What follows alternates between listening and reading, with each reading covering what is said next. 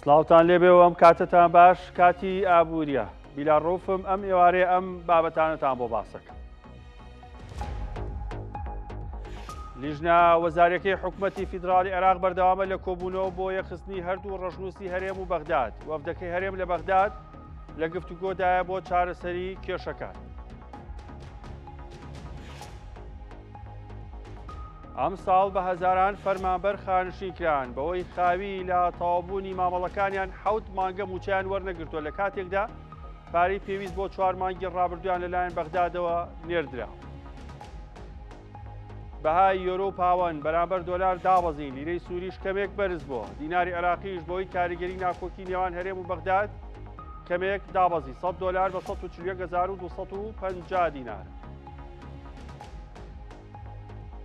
سەرچاوەی وزەی جیهان لە 180 پشت بە نەوتی خاو و غازی سروشتی و غەڵوزی بەردین دەبەستێت. ئەمە قسەی هەیسەم غەیز ئەمینداری گشتی ڕێکخراوی ئۆپیک.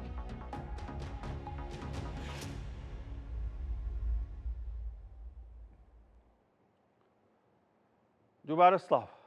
لیژنە پێکێنراوەکەی حکوومەتی عێراق بەردەوامە لە کارەکانی، هەرچەندە لە وا بڕیار بوو لە 12 دەست بە کۆبوونەوەکانیان بکەن، بەڵام بە پێی هەندێک بە دواداچوون سەرتا وەزیرە کوردەکان هەردوو نوێنەرەکە پێشتر یەکتریان بینیوە و گفتوگویان کردووە لەسەرەوەی کە لە نێو کۆبوونەوەی لیژنە پێکێنراوەکە چی بووترێ بە پێی زانیاریەکانەوەی کە تاکو ئێستا هەیە ئەو لیژنە 5 کەسەی کە پێکێنراوە کۆبوونەتەوە، بەڵام هێشتا لەگەڵ وەفدی هەرێمی کوردستان بە فەرمی لەسەر خاڵەکان دەستیان نەکردووە بە گفتوگۆ. هەرچەندە سەرۆکی دیوانی ئەنجومەنی وەزیرانی هەرێمی کوردستانیش دکتۆر ئومێد سەباح بۆ زیاتر کاراکردنی کارەکانی لیژنەی هەرێمی کوردستان سەردانی بەغدای کردووە، ئەویش چۆتە پاڵ لیژنەکەی پێشتر کە لەوێ بوون بۆ ئەوەی گفتوگەکان چڕوپڕتر بن و بتوانن بڕیار بن، چونکە پێشتر ئەو لیژنەی کە لە هەرێمی کوردستانەوە چوو بوو توانای بڕیاردانی نەبوو بۆ یەکلاکردنەوەی خاڵەکان، ئەبووە لەسەر هەر خاڵێکە گۆڕانکاری هەبووە بگەڕایەتەوە بۆ هەرێمی کوردستان بۆ پەرپرسانی باڵا،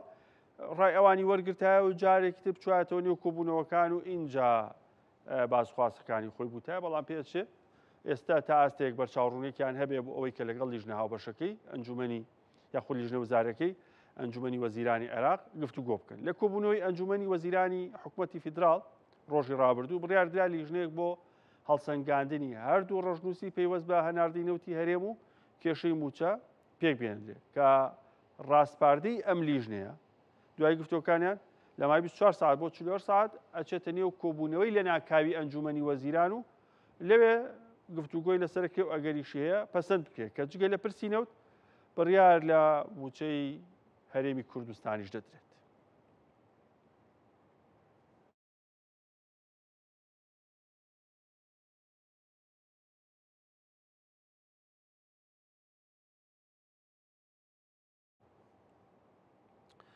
ئالێرە باسێکی دوایین هەوڵ و ئەو لیژنەی پێکێنراوە چیە واروها هەردوو ڕەشنووسەکەتان بۆەکەم. ڕەشنووس چییە؟ حکوومەتی عێراق و حکوومەتی هەرێمی کوردستان هەر یەکە و پێشنیاری خۆیان لەسەر کاغەز نووسیوە و یاویانەتە دەست یەکتر ئەوەی منە قبوڵە ئەویش وتێتی ئەوەی منە قبوڵە ئیتر لە بەی نابوو ئەوەی بگەنە ئەنجامێک. جا ئێستا باسی ئەوەشتان بۆکەم، بەڵام با پێشوەخت ئەو لیژنە 5 کەسی کە هەیە پێتانی بناسێنم کە بە سەرۆکایەتی محەممەد تەمیم وەزیری پلاندانان کە جێگیری سەرۆکی ئەنجومەنی وەزیران محەممەد شیع سوودانیش ئەکا بۆ کاروباری پلاندانان. بێگومان سەرۆک وەزیرانی عێراق محەممەد شیع سوودانی 3 جێگیری هەیە، یەکیان محەممەد تەمیمە کە وەزیری پلاندانانە بۆ کاروباری پلاندانان جێگیری سەرۆک وەزیرانە، هەروەها حەیان عەبدولغەنیە وەزیری نەوت کە جێگیری سەرۆک وەزیرانی عێراق بۆ کاروباری وزە، هەروەها دوکتۆر فواد حسێن وەزیری دەرەوەی عێراقە کە جێگیری سەرۆک وەزیرانی عێراق بۆ کاروباری دارایی. ئەمە یەکێک لە جێگرەکانی سەرۆکایەتێکە. ئەندامەکانی نێو ئەم لیژنەیە 4 کەسی ترن کە خالیشوانی وەزیری داد لە یەکێتی، هەروەها بەنگین ڕێکانی وەزیری ئاوەدانکردنەوە لە پارتی کە ئەمە وەکو نوێنەرایەتی هەرێمی کوردستان تا ئاستێک لە لیژنەکە ئەبینرن، هەرچەندە وەزیری عێراقن بەڵام قوەیەکی باشێن بە لیژنەکە، چونکە لەگەڵ حکوومەتی هەرێمی کوردستانیش ئەگەری هەیە گفتوگۆ بکەن. دوو ئەندامی کوردی شیتیاکە وەکو نوێنەرایەتی هەرێمی کوردستان و جۆرێک لە هاوسەنگی لە نێوان هەردوو هێزە سەرۆکیەکەی هەرێمی کوردستانیشی لە خۆ گرتووە. لە هەمان کاتدا ساڵح حەسناوی وەزیری تەندروستی کە زۆرێک لە میدیاکان وتیان ئەمە کە لەسەر دەوڵەتی یاسا وەزیرە، بەڵام لەسەر ئەنجومەنی باڵا هومام حەموودی وەزیری تەندروستیە و هەروەها نەعیم عەبودیشی تایە کە وەزیری خوێندنی باڵایە. دوو کەسی تیانە ئەم لیژنەیە کە وەزیری نەوتە کە سەر بە نووری مالکیە و هەروەها وەزیری دارایی تەیف سامی، ئەویش لە نێو لیژنەکەی بوونینە، بەڵام ئەگەر پێویستکە گفتوگویان لەگەڵەکەن، بەڵام ئەم دوانە تا ئەستێک لە نێو ئەم لیژنەیانی بۆی جۆرێک لە ئاسانکاری بێ بۆ گفتوەکانیان وا خوێنەوە بکرێت. چەندە وەزیری خوێندنی باڵا کە سەر بە ئەسایبی ئەهلی حەقە، ئەو پێچی قسەی خۆی هەبێ ئەگەر بە کۆی دەنگ لیژنەکە بڕیار بە، ئەوە ئەگەری هەیە وەزیرەکەی ئەسایبی ئەهلی حەق قسەیەکی جیاوازتری هەبێ لە وەزیر ئەندامەکانی تر لەگەڵ محەممەد تەمیمیش کە خۆی نوێنەراتی لیستی حەلبوسیەکە، بەڵام ئەگە بە زۆرینەی دەنگ بێ ئەوە پێچێ لە نێو لیژنەکە دۆخەکە ئاسانتر. هەردوو لا ڕژنووسیان هەیە ئەم لیژنەیە، ئەم دوو ڕژنووسی کە هەیە ئەیانوێت چی لێ بکە، یەکی بخە و بیکا بە ڕژنووسێکی یەکدانی و یەک پاکێجی بیخاتە بەردەم ئەنجومەنی وەزیران. ئەگەر ئەوەش نەکات کارێکی تری هەیە لەبارەی موچەوە پێشنیارە بکە، واتە مەرج نییە هەر ڕژنووسەکانێک بخات، بەڵکو ئەگەر زانرا ئەم دوو ڕژنووسە پێویستی بە کاتی تر و لیژنەی تەکنیکی وشتی تر هەیە، ئەم لیژنەیە وا گەیشتە و قەنەعاتە، ئەوە لەبارەی موچەوە بڕیارێک ئێن اینجا گفتوەکانیان لەسەر بابەتی تر بەردەوام ببێت. با پێتان بڵێم ڕژنووسی هەردوو لا چیتیایە، لەلایەک هەرێمی کوردستانمان هەیە، لەلایەک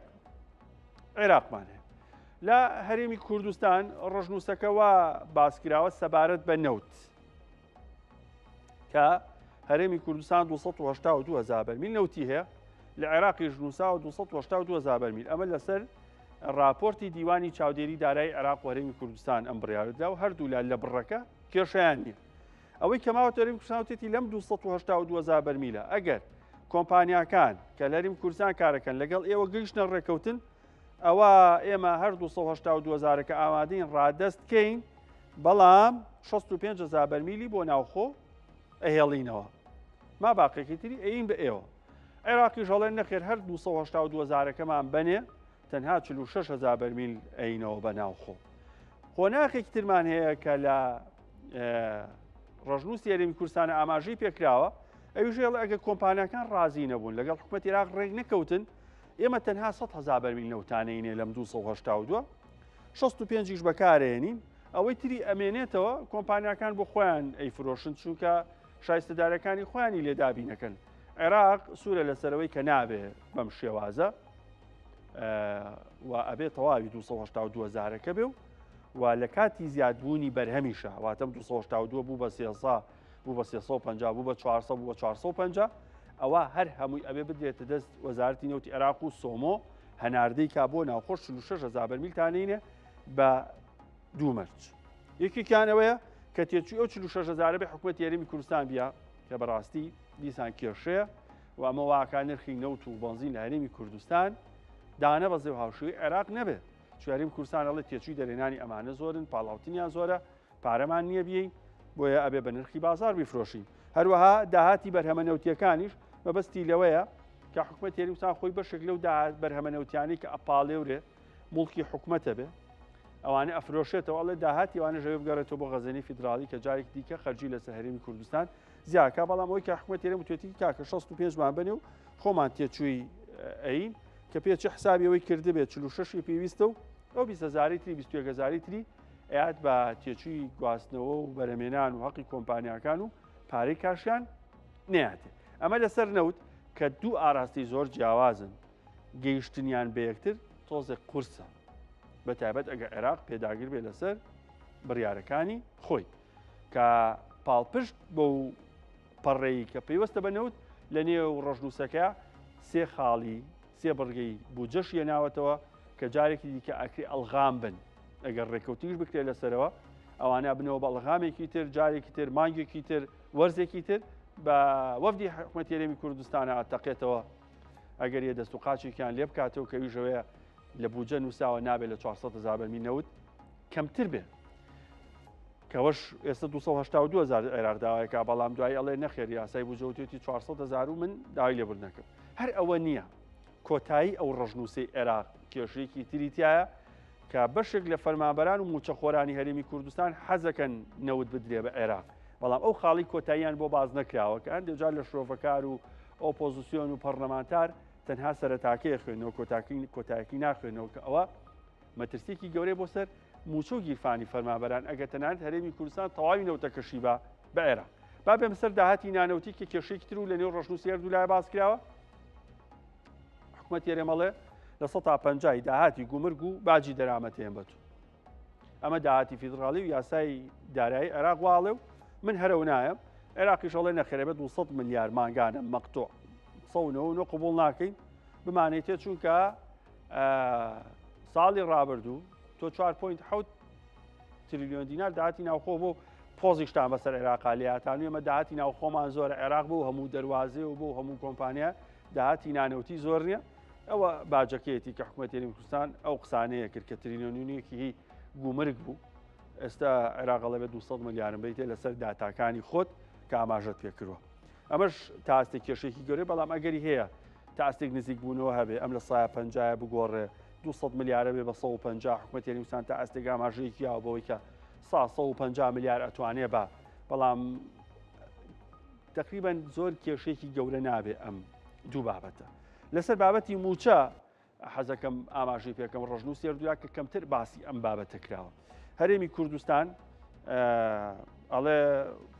قسەیەکیش بۆ کابرا بکەین لەم خاڵەیانە پێداگریکی باشی کرۆ دوو شتی زۆر بە گرنگزانی و یەکەم وتوێتی ئەبێ هەموو موچە بێت و بەردەوامیش بێت هەیە یاسای بودجەی نوێ چکە ئەگەر بۆ 2026 عێراق یاسای بودجەی نەبێ ئەم ڕێکەوتنانەش تا سیوەیەکی 12 ئەخۆن بۆ حکوومەت هێرێم دوستێتی موچەی فەرمانبەرانی مسۆگەر کات تاکو و مناقەشەی بودجەی یاسای بودجە بۆ کۆتایی 2026 بێ بۆ 27 بێ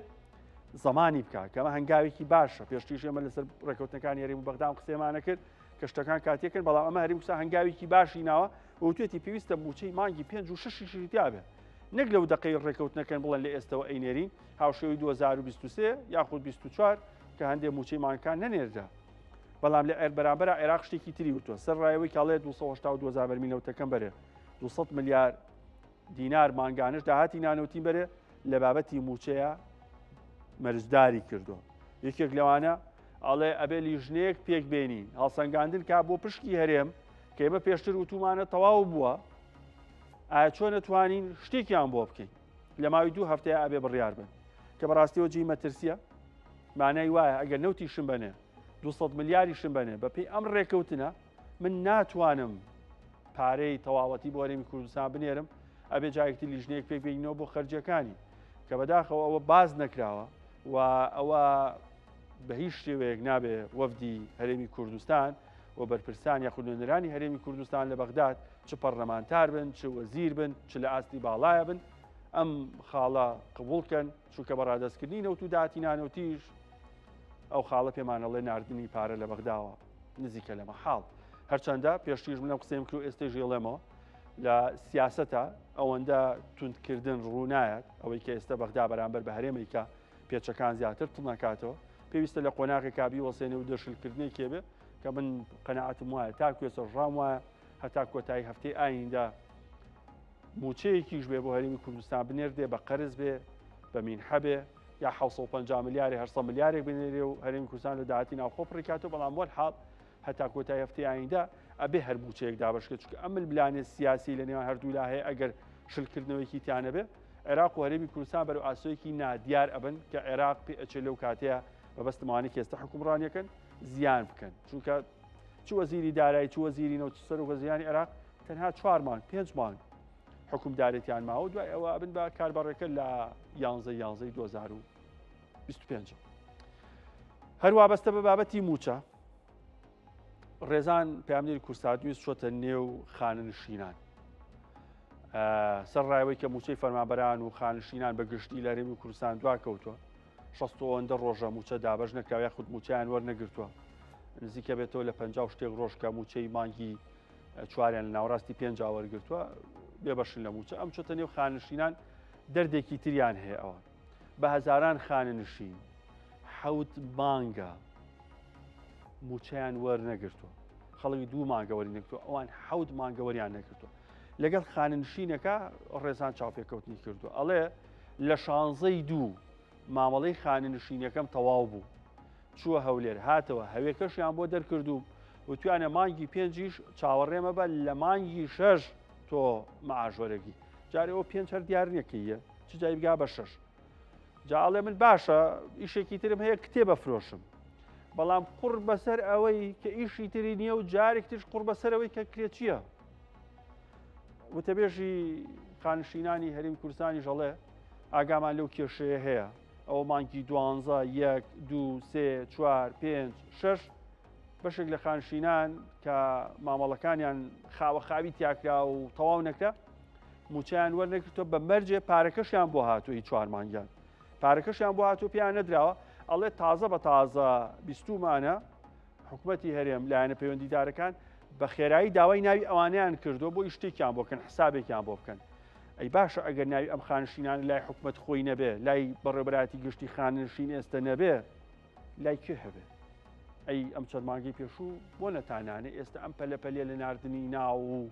خێرا دابشکردن و حساباتە بۆکەی وا داینە 20,000 خانشین ئەم کێشەی هەیە 20,000 خانشین چکە تەمەنیان هەیە نەوەکانیان شویان کردووە زەواجیان کردووە ئەگەر موچە بی بەمان 4 مانگیان بیتەوە کە پارەکەش هاتووە ئەم 20,000 بە 100,000 کەس هەر باشە بۆم دۆخی کە خەڵک تووشی گرفتی گەورە یەکێک بووە لەو خانە نشینانەی کە لە سەرەتای ئەم ساڵەوە خانە نشین کراوە نزیکەی 7 مانگە هیچ موچەیەکی وەرنەگرتووە ئەم خانە نشینە دەڵێت مامەڵەی خانە نشینیەکەشی تەواو بووە بەڵام هیچ موچەیەکی وەرنەگرتووە من 16 مامەڵەکەم تەواو کرد چوو بۆ هەولێر و هاتەوە هەویان بۆ کردین وتیان مانگی 5 وەری ناگری مانگی 6 وەریەگری هەتا ئێستا وەرم نەگرتووە یعنی من ئیشێکمێ ینی کتێبە فرۆشم بەڵام قوڕ بەسەر ئەو کەسەی کە کرێچی و هیچی نییە ئەو خانە نشینانەی کە لەدایک بووی ساڵانی 1962 تاوەکو 1964 و ساڵی ڕابردوو خانە نشین کراون و لە یەکیەکی ئەم ساڵیشەوە داوامکردنیان ڕاگیراوە و خانە نشین کراون مامەڵەی خانە نشین بوونیان بۆ کراوە و پێیان وتراوە لە مانگی 5 ئەم ساڵەوە موچەکانیان پێدەدرێت وتەبێژی یەکێتی خانە نشینانی سلێمانیش دەڵێت دۆخی خانە نشینان تا دێت خراپتر دەبێت کە بە پێی یاسا پێویستە 12 موچە وەک ئیکرامی خانە نشینی یاخود پاداشتی خانە نشینی بە خانە نشینان بدرێت بەڵام تاوەکو ئێستا هیچ خانە نشینیەکی هەرێمی کوردستان موچەی ئیکرامی لا بەغداد وەرنەگرتووە سەرەتای 2025 خانە نشینکران ئەو تەبقانەیش لەبەر ئەوەی کە مامەڵەکانیان لە مانگی زۆرێکیان کەوتە مانگی 4 و مانگی 5 تەواوکردنیان حتا تەنانەت تا ئێسای ژەندێکیان هەر تەواو نەبوون هەرچی موچەکەی کەوتە مانگی 5 و مانگی 6 ئەوانەیش هێشتا موچەی مانگی 12شی لەسەر بێ 1 و 2 3 و 4 و 5 1 و 2 3 و 4 و 5 و 6 ئەوەی ئێستا لە ئەستۆی حکوومەتی هەرێمیان هێشتا وەریان نەگرتووە بەڵام بەپێی ئەو زانیارانەی کە من دەستم کەوتووە لە ڕێی بەڕێوەبەرێتی گشتی خانشین لە هەولێرەوە بەپەلە داوای ناوەکانیان کردوون لە هەموو بەڕێوەبەرێتیەکان کەوا ئەوانە کێن و چەند کەسن بۆ ئەوەی کەوا حسابێکیان بۆ بکرێت کە حەقی خۆیشیان چونکە پارەکانیان هاتووە بە گوێرەی یاسای خانەنشینی یەکگرتووی عێراق ئەم ساڵ لە دایکبوانی ساڵەکانی 1962 تاوەکو 1964 لە هەرێمی کوردستان خانە نشین بوون بە پێی ئاماری یەکێتی خانە نشینانی کوردستان ژمارەی ئەو کەسانە دەگاتە 30,000 کەس خراپی دۆخی موچەخۆران لەلایەک و دۆخی خانە نشینانیش لەلایەکی تر بە تایبەت ئەو خانە نشینانەی کە لە سەرەتای ئەم ساڵەوە خانە نشین کراون و تاوەکو ئێستا نزیکەی 7 مانگە موچەیان وەرنەگرتووە ئەو خانە نشینانە چاوەڕێی ئاسۆیەکی ڕوونن تاوەکو موچەکانی وەربگرن ڕێزان محەممەد کورسات نیوز سلێمانی ئەم پرۆژە ڕووناکی هاتووە کە کارەبای 24 ساعتی دابینەکە نرخەکەی هەر لە خۆ خەڵکی ترساندووە لەبەر نرخێکی بەرزی هەیە ڕێباز پامدەری کوردستانی چۆتە مۆڵێکی تایبەت بە فرۆشتنی ئامێری کارەبایی لەگەڵ فرۆشیارێک چاوپێکەوتنی کردووە ئەڵێ هەر کەزیێت بۆ ئێرە یەکسەر باسی ئامێری کارەبایەکە کە کارەبای زۆرەوە یا خودنە ئێستا بۆ نەو سپلیتانی کەن ئینڤێتەریان هەیە 1 ئەمپێر ڕوونیویانێ بەڵاموانی نیانە 5 ئەمپێر ڕوونیوی ئەوێ بۆ ئێستا خەڵک خواستی لەسەر ئەم جۆرە ئامێرە کارەبایانەیە کە کەمتر کارەبایان پێویستە بۆ ئەوەی لەو سەر پارەی زیاتر نییە. ئەو ئامێرانێک کە کارەبای زیاتریانەیە پێشتی ژەری یاریمی کوردستان خەڵکرد پرسیاری بۆ کرد چونکە کەچووی خەسالێک دەکڕی ئەوە دەوە چەند ئەمپێڕێوێت لەبەر کارەبای مۆلیدە بۆ شتێکی زۆر نوێ نییە کە خەڵک بە دوای ئامێری کارەبایی ئاگەڕێکە کارەبای کەمتری بێت. بەڵام کە کڕیاریەت ئێوە سپیدێ بکڕێک سەر خۆستی لەسەر ئەمان زیاترە لەبەرەوانە ئینڤێرتەرە ماتۆڕەکەی ئەتوانە بە کارەبایەکی کەم کاری پێبکبوون منێک تۆنێکی یەکەم پێرونی بێت بەڵام بۆ سپیدێک کە بەو شێوەیە ماتۆڕەکەی ئینڤێرتەر نییە ئەتوانین بڵێن بۆ یەکتۆنەکەی کەمترین بڕی کارەباکەبی و 5 پێرونی. بەپێی خواستی کڕیارەکانیان ئامێرەکانیان هاوردە کردووە واتە بەهۆی گرانبوونی یەکەی کارەبای نیشتیمانیەوە زۆرترین هاوڵاتی بەدوای ئەو ئامێرە کارەباییانەدا دەگەڕێن کە بە کەمترین وزەی کارەبا کار دەکەن. ئێمە کار لەسەر ئەواکەن و ئامێرانە بهێنین کە کارەبایەکی کەمیان ئەوێت واتە ئەمپێرێکی کەم ڕائەکێشن لەسەر واتەکانیان کار ئەکەین و کاتێک کە کەسێکی ژێت بۆ مۆڵەکەمان سەردارمانەکە بۆ کڕینی ئامێرەکان یەکسەر پرسیاری ئەوە کات ئەم ئامێرە چەنە کارەبای پێویستە بۆی لە داهاتوودا کاتێکە و ئامێری بەکارهێنا کارەبایەکی زۆر کار نەکات و پارێکی زۆری بۆ نایەتەوە. وەک فرۆشیارەکان دەڵێن کاتێک هاوڵاتیەک دەیەوێت ئامێرێکی کارەبایی نوێ بکڕێت پێش پرسینی نرخەکەی لە شێوازی کارپێکردن و بڕی ئەمپێری پێویست بۆ بەکارهێنانی ئامێرەکە دەپرسێت. ئەمانیش ناچارن بەپێی خواستی بازاڕ و داواکاری کڕیاران بەرهەمە کارەبایەکانیان هاوردە بکەن بە شێوەیەک ئامێرەکە پێویستی بە کەمترین وزەی کارەبا بێت بۆ بەکارهێنان. بۆ نمونە ئەگەر سبلێتی 8 ئەمپێر بۆ 10 ئەمپێر کارەبای پێویستە لە ئێستا 3 ئەمپێر کارەبایەوێ سەلاجەکە پێشووتر 2 ئەمپێر کارەبای پێویستە لە ئێستا ئەمپێرە کارەبای ئەوێت. ئەنجان لە هەمان کاتە خەڵک لە ئێستایەک بە بۆنی گرانی کارەباوە بە دوای موادێکە ئەگەڕێ ئەمەریکی کارەبایی ئەگە کارەبایەکی کەمی بێت کە لە ماڵگی خۆیان دایبنێ. ئەو ئامێرانەی کە پێشتر هاوردەکراون و وزەیەکی زۆری کارەبایان پێویستە ئێستا لە بازاڕ و پێشانگاکاندا ماونەتەوە و کەمترین کەس دەیانکڕێت. فرۆشیارەکان دەڵێن گرانی نرخی کارەبا بەشێک لە هاوڵاتیانی ناچار کردووە ئەو ئامێرانەی پێشتر کڕیوانە بیفرۆشنەوە ئامێرێک بکڕن کە کارەبای کەمی پێویست بێت و خەرجی بەکارهێنانی کارەبایان لەسەرشان کەم بکاتەوە. لە دوای جێبەجێکردنی پرۆژەی ڕووناکیەوە لە هەرێمی کوردستاندا تەنها هاوڵاتیان نین کە ئێستا پابندن بە بەکارهێنانی ئەو ئامێرانەی کە بە کەمترین وزەی کارەبا کار دەکەن. ئێستا خاوەن پێشانگاکانی فرۆشتنی ئامێرە کارەبایەکانیش بە ناچاری دەیانەوێت ئەو کەرەستە و ئامێرانە هاوردە بکەن کە کەمترین کارەبایان دەوێت و ئەوە ژوا دەکات کە زۆرترین خواستی هاوڵاتیانی لەسەر بێت. ڕێبازیوە کورسات نیوز سلێمانی. ئێستا باسی شتێکتان بۆ کەم 2 هەفتە لەمە پێش وەزارەتی دارایی هەرێمی کوردستانە ها باسەکرا هەرێم خۆی مەعاشەیەنەیە بڕیارێکی دەرکەی کە سەرجە فەرمانگە و بەڕێبەراتیەکانی هەرێمی کوردستان خەرجەکانیان ڕابگرن. ئەمە کێشەی دروست کردەوە. بەڕێبەراتی گشتی شارەوانەکانی هەڵەبجاڵە گرفتی بۆ دروست کردوین نزیکەی سەر و 50 پرۆژە پێشتر بڕیاردرا بوو کە پارەیان بۆ تەرخان بکرێتەوە و بڕیاردرا بوو بکەونەوە کار کە پرۆژەی 2014 بەڵام ئەم بڕیارە جارێکی تر ئەم پرۆژانی وەساندوێتەوە بەتابەت دوانیان ئەڵێ دوو کۆمپانیا هاتون وتوانی تر ئیش ناکەین چونکە ئیتر بڕیارتان ناوە پارەمان نێنێ و خەرجی نەبێ ناتوانین کارەکانمان بکەین. جا ئەڵێ بەشکم چاک بۆ بڕیارەیە بخشێنێتەوە وەزارەتی دارایی چونکە ئەو پرۆژانی کە بڕیار دراون تەنها نووسینی سەر کاغەز بوون پارەشیان بۆ تەرخان نەکرابوو سیولە نەبوو بێین بە کۆمپانیاکان یەک دوانێکیان دەستیان کردو بەیش ئێستا ئەوانیش ئەڵێن ئیش ناکەین.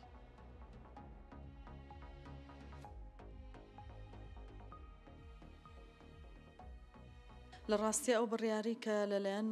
وەزارەتی دارەوەی ئابووریەوە دەرکراوە کە تا 2 مانگی کە هیچ پارێک سەرف ناکرێت بە تایبەت بۆ پرۆژەکان هەر لە دوێنێەوە 2 کۆمپانیا داوای ڕاگررتنی کاریان کردو 2 پرۆژە کە لەلایەن ئێمە ئەم پرۆژانەش بەداخەوە پرۆژە ڕاگیرەوەکانی ساڵی 2014 بوون کە خۆیان مودەیەکی کەمە دەست بەکاربوونەتەوە.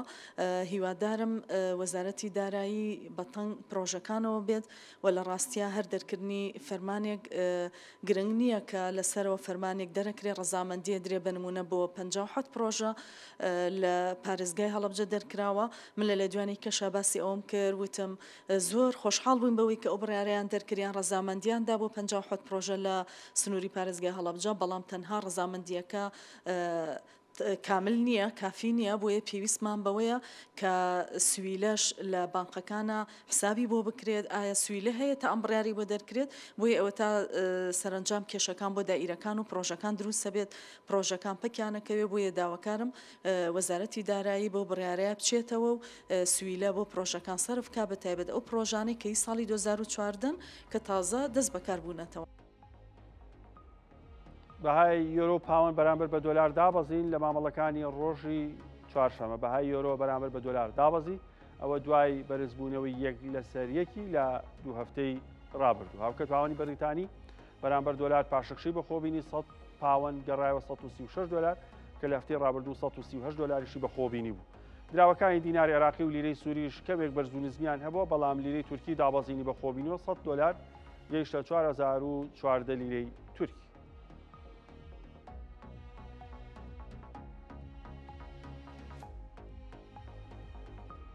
ئالێرە باسێکی دراوەکانتان بۆکەم لە بازارەکانی هەرێمی کوردستان 100 دلار بە 140,100 دینار تا ئەستێک بازار داخرا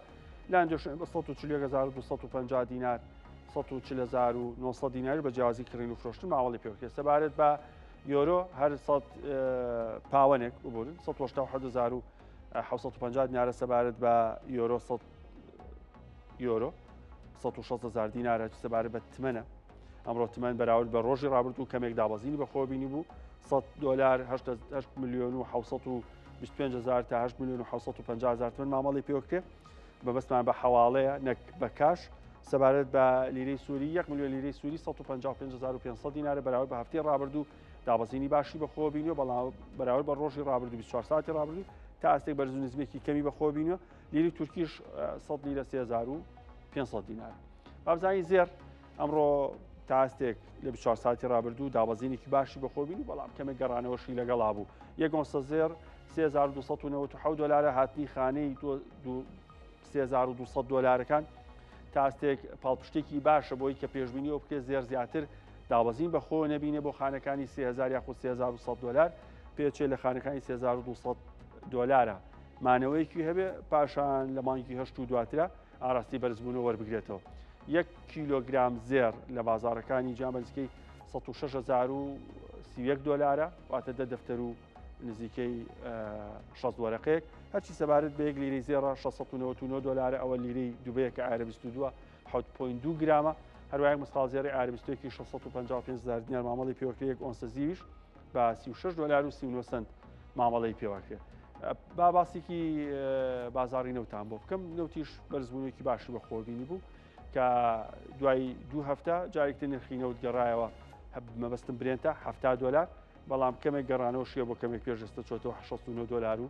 38 سنت تاکو ساعت چواریش بە نزیکەی 1 بەرمیل نەوتی برێنت بە 70 دلار بوو ئێستا 69 دلار و 68 سنتە هەچ سەبارەت بە نەوتی تەکساسە بە 67 دلار و 78 سنت 1 ملیۆن گەرمۆکە غازی سروشتیش ئەمە غازی سروشتێ نەگاز 3 دلار و 20 سنت ئەمە بابەتە گیانەکان بوو نرخەکان بوو لە ئاستی ناوخێری کوردستان و جیهان باسی کردنەوتان بۆکەم هەیسەم غەیز ئەمیداری گشتی ڕێکخراوی ئۆپیک ڕاگەیاندووە تا ناوەڕاستی ئەم سەدەیەواتە تا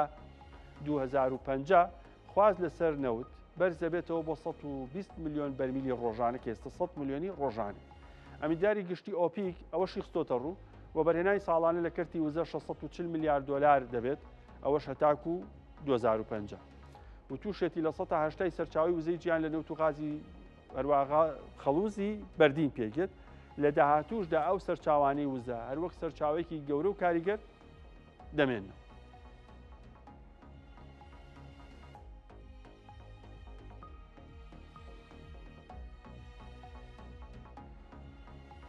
سەرسان ڕاکێشم بۆ هەندێک زانیاری لەسەر خواستی گیانی بۆ وزە و بە دیاریکراوی بۆ نەوت بە تایبەت دوای قسەکانی ئەمینداری گشتی ڕێکخراوی ئۆپیک کە ئێستا 11 وڵاتیە ئەندامن وڵاتانی کەندا و بە گشتی جگە لە قەتەر ئەندامێکی کارای ئۆپیکن عێراقێکی کە لە دامەزرێنەران و هەروە ئێستا ڕۆڵێکی گرنگی هەیە دووەم گەورە هەناردەکاری نەوتە لە نێو ڕخراوەکە بەرهێنان تاکو 2050 تا ناوەڕاستی ئەم سەدەیە پێشبینی کراوە بگاتە 7.4 تریلیۆن دلار واتە ساڵانە 640 میلیارد دلار و بەرهێنان بەس لە بابەتی وزار بکە بە دیاریکراوی ئەو سیانە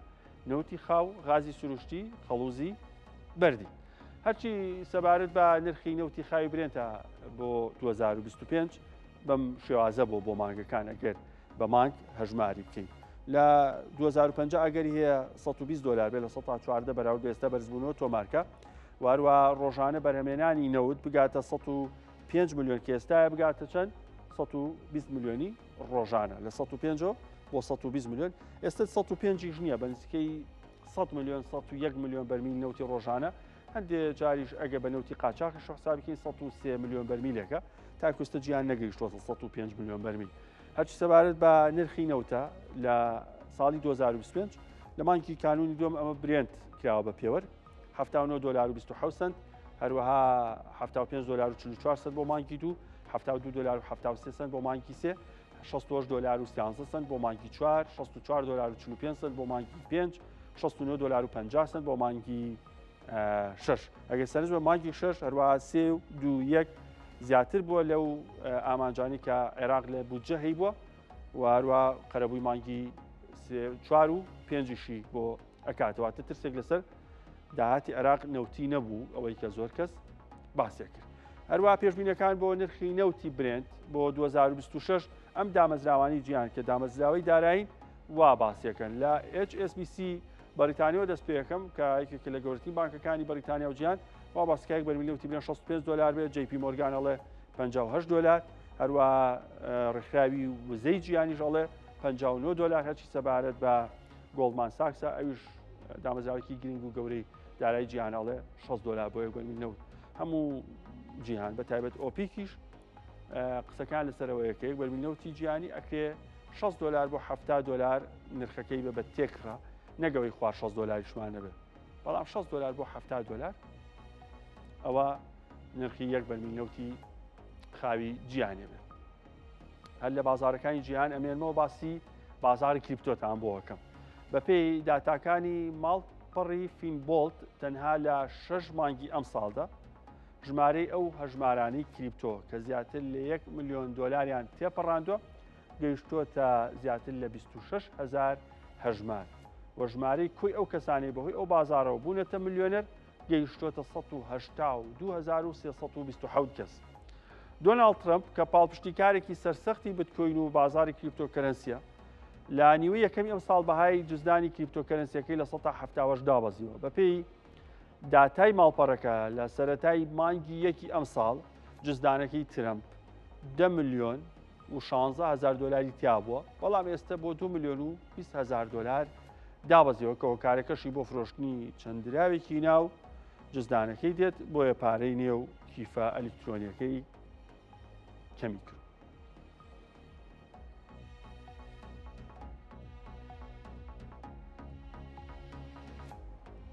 هەر لێرە باسێکی ئەم بازاری کریپتۆکەرەنسیەتان بۆ کەم کێسە بازارێکی گەورە و گرانی جیهانە زیاتر لە 3 تریلیۆن دلار بەهای بازاری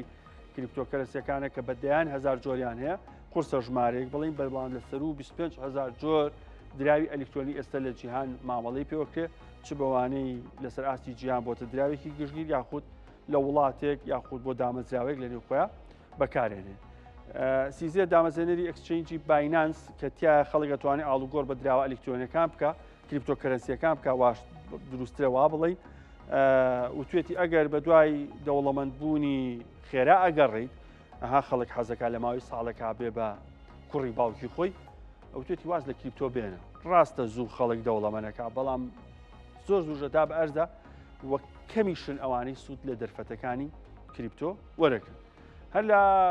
سەر بابەتی بازاری کریپتۆ بە هەندێک شتی ترتان پێ بڵم ئەمە ئەو کەسانن کە ملیاران دۆلار سەرمایەکانیانە و لە بازاری کریپتۆیان لەکوێوە دەست پێ بکەین سیزێدەوەی کێسەوە توی کاکە من ڕۆشتم بوو بە ملیارێر بەس بەزریە وەکو منتان لێبێ ئەگەرە تێ زوو دەوڵەمەبی مەیە پێویستت بە کاتی زیاترە بێ 33 میلیارد دلار داهاتێتی سەرمایەتی برایان ئامسترۆنگ 11.2 میلیارد دلار هەرچی بە سەبار بە جان کارلۆ دافسنیە ئەویش 9 ملیار و 200 میلیۆن دلار سەرمایەکەیەتی هەروە مایکل سەیلەر ئەویش 4 ملیار و 400 میلیۆن دلار هەرچی سەبارەت بە پاوڵۆ ئاردۆینۆیە ئەویش 3 ملیار و 900 میلیۆن دلار سەرمایەکان ئەمانە پارەی باش و قەبەیان هەیە لە بازاڕی کریپتۆ. با باسێکی میلیۆنەرەکانتان بۆ بکەم لە 2024 لە 100 تا یاخود 172,300 کەس لە بازاری کریپتۆیا بوون بە میلیۆنەر سەرمایەکان بۆ بە سەر و میلیۆن دلار. ئیتر لە چەندەوە دەستیان پێکڕوە گرنگ نییە گرنگەوەی جزانەکان کیفەکان سەر و میلیۆن دلاری تیا بۆ بەهۆی بەرزبوونەوەی نرخەکانەوە کە لە 195 زیادی کرۆ بەراورد بە پێشتر ئەمە 2024 ملیارێرەکان لە 2024 واتە ساڵی ڕابردوو 28 کەس بوونەتە ملیارێر کە لە 127 ئەمیش زیای کرۆ بەراورد بە ساڵی پێشخۆی. بەکارهێنەرانی ئەم کریپتۆکەرەنسیانەوە باسەکرێت کە 560 میلیۆن کەس لەسەر ئاستی گیان بەکارهێنەری کریپتۆکەرەنسی بێ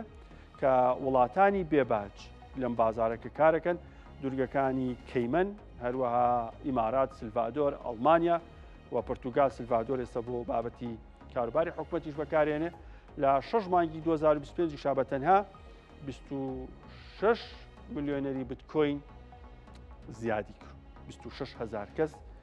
لە میلیۆنەری بیتکۆین زیادیان کرد.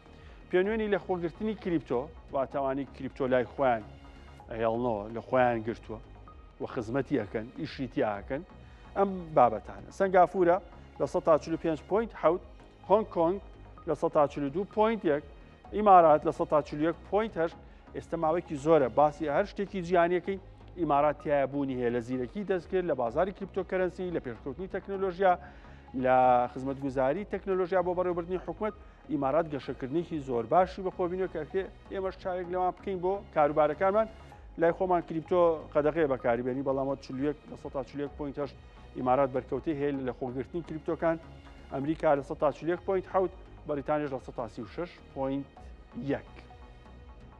ئەمە لە بازاری کریپتۆ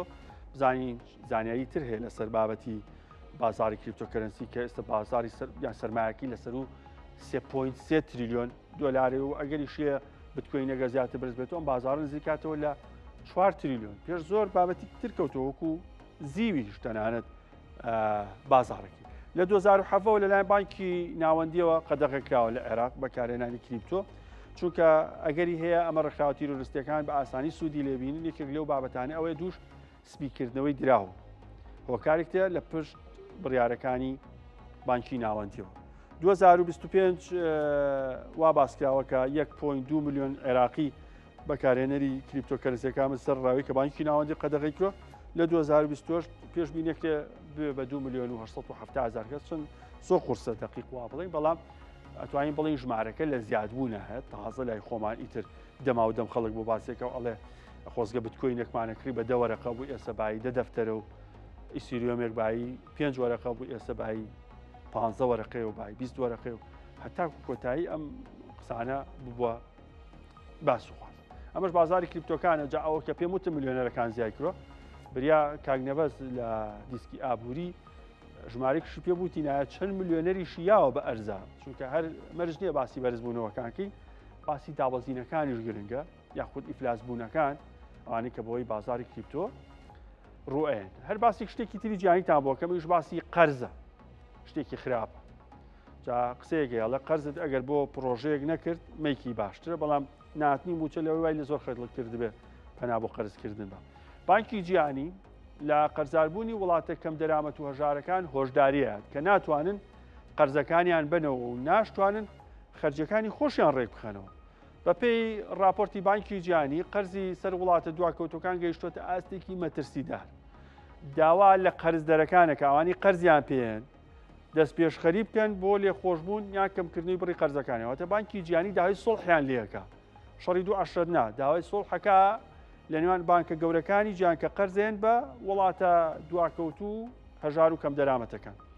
لە دوای بڵاوبوونەوەی کۆرۆنا قەرزی سەر وڵاتانی کەم داهات لە 150 بۆ لە 175 زیادی کڕۆتەنە لە ماوەی 3-4 ساڵە کە پێشتر هاوشێوەی نەبووە بارگرانی ئەم قەرزەش کەوتۆتە سەرشانی هاوڵاتیان چونکە ئەو وڵاتانی قەرزیان لەسەر و ناچارن بێنەوە چیەکەن باج زیاکەن بۆ شێوە نرخی کاڵاوشمەک زیابێ نرخی خزمەت گوزارەکان کارەبا و ئاو تا کۆتایی زیاکەن بۆی هەر هیچ نەبێت نەک قەرزەکە سوەکەی بنەوە کە ویش لە گیرفانی هاوڵاتیەوە جارێکتر دەرەچێت.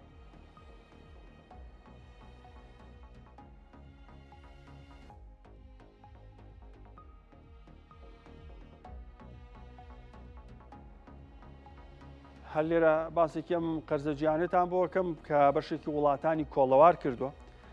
زۆربەی زۆری وڵاتانی دواکەوتو ناتوانن قەرزەکە ناشتوان سوەکەی بنەوە سوود چییە؟ پارێکت لە کەسێک وەرگرتووە $100 وگرتوڵێ تا کۆتایی ساڵ ئەبێ $3 بیتەوە قەسەکە نەیە ئەبێ $3 بیتێ ئێستا ناتوان ئەو $3 بن چ جای بگا بە $100. قەرزی سەر وڵاتانی هەژار و کەم دواکەوت و تەنگی بۆ وڵاتانە و ئابوووریەکانی هەڵچنیوە لە 154 وڵاتان زیاتر لە توانای ئابووریان قەرزارن کۆی خەڵکی وڵاتەشیشکەن ناتوان قەرزەکانیان بنەوە. دانەوەی سوودی بانکی قەرز زیاتر لە خەرجی سێکتەرەکانی تەندروستی و پەروەردە و تۆڕی چاودێری کۆمەڵاتیوەتە و پارەی کە بۆ یانەوەی بە سوی قەرزەکە ئەیەن $3 یەن زۆر زیاتر لەوەی کە بۆ پەروەردە و تەندروستی و چاودێری کۆمەڵاتی بەکارێنن کاکری ئەمانەوە بەرهێنانیان تیا بکەی دۆخی ئابووری وڵاتەکەشت باشترکە. لە دەرەوە بودجە قەرزێنەوە بانکی جیهانی ئەم قسانەی کەوتێتی بەشێک لە وڵاتانە ئەچن لە دەرەوە بودجە قەرزێنەوە کە ناچارن قەرزی تر بکەن یاخود شتی بۆ بفرۆشن یاخود سەرچاوی سروشتی بەهەدەر بن بۆ یانەوەی قەرزەکانیان و تووشێتی کە ڕێگای کۆن بەکارێنن بۆ دانەوەی قەرزەکانە کەمەش مەترسیە و چیەکەن ئەم ڕێگا کۆنانە کاغەزی دارایی بۆ نمونە حکومەتە لە خۆ کاغەزێک دەرەکاو ئەڵێ ئەوە نەپارە بۆ تۆ پارەکەی بەرەو ئەچیاتەوە بە قەرزەکەیە چی لێکێتەوە بەهای دراوی ئەو وڵاتە زیاتر دابەزێنێ واروها ئاڵوگۆڕی بانکەکان بانکی ناوەندی وڵاتاڵێت تۆ فلانشتت بۆ نردبووین ئێمە فلانشت ئەوە پاکمان لە پیس کەەوە شتێکی باش نییە هەروەها ئەمە ژواکە دڵنیایی ناجێگیرتر یاخۆت جۆرێک لە تەمینی ناجێگیر لە وڵاتە هەبێ بۆ دانەوەی قەرزەکانە بۆ ئەڵە قەرزەکەت ئێمە بەڵام لە کاتی خۆیان ناتوانێت بیاتەوە یاخود ئەڵێ لە بری ئەوە فلانشتی ترت ئێمە کاڵایکاتێ سەرچاوی سروشتیاتێ کە جۆرێک لە ناجێگیری دروستەکە. هەر لەسەر ئەم بابەتی قەرزە جیهانیە شتێکی تر هەیە لەسەری کە بانکی جیهانی ئاماژەی پێکرو ئەو ژەوێڵێ داوا لە وڵاتە قەرزدەرەکانی جیهانەکەی لیان خۆش بن داوای سوڵحیان لەیەکە واتە سوڵحکەن لەگەڵ ئەم وڵاتانەیە بۆ ئەوەی کە لیان خۆش بن 78 وڵاتی هەژار و کەم دەرامەت گیرۆدەی ئەم قەرزانە بوون ئابوووریەکانیان تەواو وێران بووە لە 125 دانیشتوانی جیهان پێکێنن ئەم 78 وڵاتە نزیکەی یەک لەسەر چوارwاتە لە 4 کەسی جیهان یەکیکانەکێتە نێو ئەم 78 وڵاتی کە قوربەسەر بوون بۆی قەرزەوە نزیکەی 1.3 ملیار بەس گەنجیان هەیە کە لە بازاری کارە کار بکەن ئەم 78 وڵاتی کۆ بکەیتەوە 1.3 ملیار گەنج گیرۆدەی بێدەسەڵاتی و بێخاوەنی ئەم وڵاتانن کە ناتوان ئابوووریەکی باشامینە هەر خودی ئەوەی کە 1.3 ملیار گەنج هەبێت لە بازاری کارە دەرفەتێکی زۆر باشە کەوا بکەی و بەرهێنانی دەرەکی بێت لە وڵاتەکە تا ئیش بکاگە سەقامگیریەکەت هەبێ و زەمانێکیان هەبێ بێگومانەوانە بنە خاوەنکاری خۆیان بەبێ خەرجی لەسەر حکوومەتەکان زیاد بکە و بێگومان پارێکی باشێتە نێو وڵات ئەوانە توانن شت بکڕن بازار ئەبوژێتەوە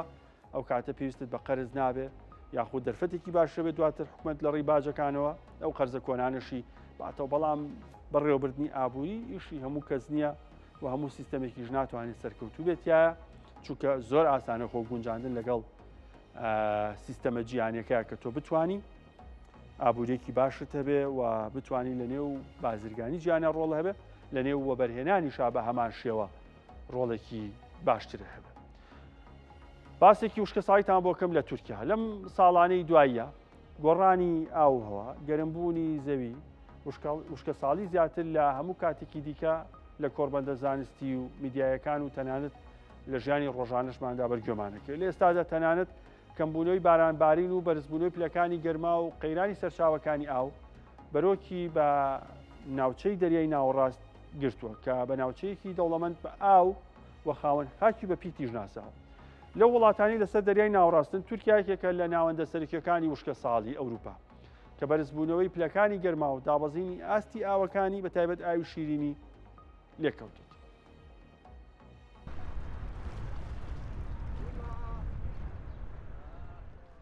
زەنگی مەترسی گۆڕانی ئاو هەوا لە وڵاتانی سەردەریای ناوەڕاست لێدراوە و بووە بە هەڕەشە بۆ سەرچاوەکانی ئاو. لەم ساڵانی دواییدا وڵاتانی سەردەریای ناوەڕاست لە ئاستێکی بەرزدا کەوتونە بەر کاریگەریەکانی گەرمبوونی زەوی، کەمبوونەوەی بارانبارین و بەرزبوونەوەی پلەکانی گەرما، ئەوەش نەک هەر هەڕەشەیە بۆ کشت و کاڵ و ئاسایشی خۆراک لەو وڵاتانە، بەڵکو کاریگەری لەسەر ژیانی ملیۆنان کەس لە ناوچەکە دروست کردووە.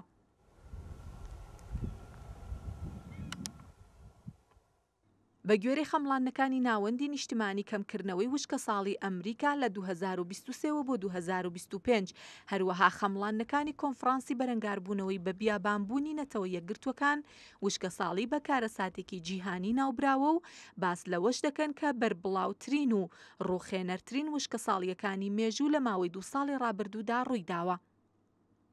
لە ناوچوونی بێوێنەی بەرهەمە کشت و کاڵیەکان دابەزینی یەدەگی ئاو و کەمبوونەوەی ئاسایشی خۆراک لێکەوتەکانی ئەو وشکە ساڵیان کە لەم 2 ساڵەدا بەرۆکی بە وڵاتانی سەردەریای ناوەڕاست گرتووە.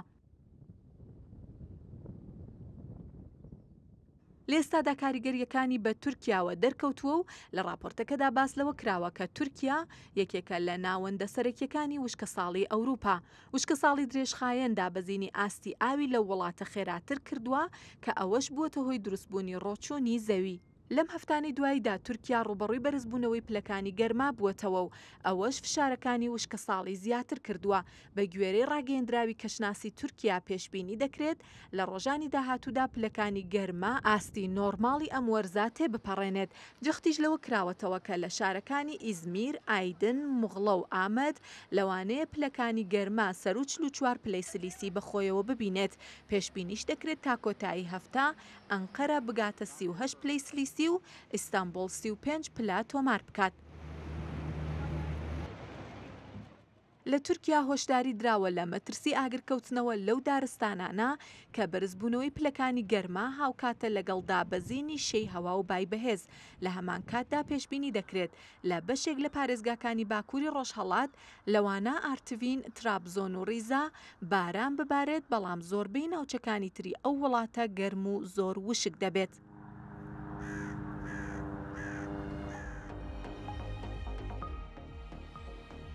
هەر ئێستا محەممەد عەبدوڕەحمان پەیامی کورسانیویز هەواڵێکی بۆ نردوم لەسەر موچە ئەو کۆبوونەوانی کە لە بەغدا هەن سەرنجتانی بۆ ڕاکێشم کە ئەویش ڕاگەندراوێکی وەزارەتی پلاندانانە، ڕاگەانی وەزارەتی پلاندانە کە باز لە کۆبوونەوەی لیژنە وەزارەکەی ئەنجومەنی وەزیرانی حکوومەتی عێراقە کە دوێنێ بڕیاردرا پێک بێ باز لەوەکە کە دەستیان کرۆ بە کۆبوونەوەکانیان لە ئێوارەی ڕۆژی سێشەمە کە بڕیاردرا بوو کەم لیژنەیە پێک بێ. ئەویش بۆ یەکلاکردنەوەی ئەو کێشە و گرفتانی کە لە نێوان هەردوولا هەیە و توێتی ئەم کۆبوونەوانە بە بەشداری وەزیرەکان و وەزیری خوێندنی باڵا و بەنگینڕەکانی وەزیری نیشتەجێکردن لەگەڵ ئاودانکردنەوە وەروە وەزیری تەندروستی و دکتۆر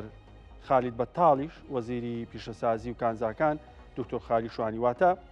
ئەم کۆبوونەوانە وەزیرەکانی تریش زیادی کرد پێشتر بڕیار بوو 5 ئەندامی هەبێ بەڵام وەگەوە ئێستا بینرێ وەزیری تریش بۆ نێو لیژنەکە زیادی کردووە چکە و دەسەڵاتیان هەبوو پێویستیان بە هەر وەزارەت وەزیرەکە ببێتە نێو کۆبوونەوەکە و توێتی کە ئەم کۆبوونەوانە